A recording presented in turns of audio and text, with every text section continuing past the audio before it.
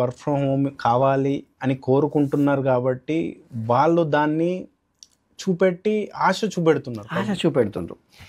ఇప్పుడు మీరు ఇంతకుముందు ఒక మాట అడిగినారు, వీళ్ళ కోసం వీళ్ళు కంపెనీలు పెడుతుండ్రా, వీళ్ళు కంపెనీలు పెడితే వీళ్ళు వెళ్ళి మోసపోతుండ్రా అని.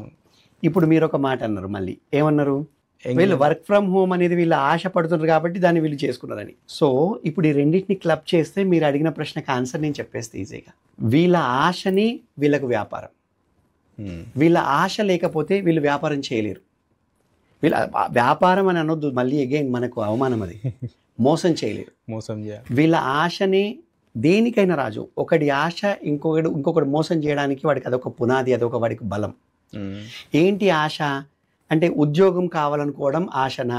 అదేమైనా తప్ప, అదేమైనా నేరమా? ఉద్యోగం కావాలనుకోవడం ఆశ కాదు రాజు, దురాశ కాదు, అది తప్పు కాదు. ఉద్యోగం తప్పుదారుల్లో రావాలనుకోవడం, షార్ట్ కట్స్లో రావాలనుకోవడం, ఏమీ చెయ్యకుండా ఏమీ నాకు రాకున్నా ఇప్పుడు రాజు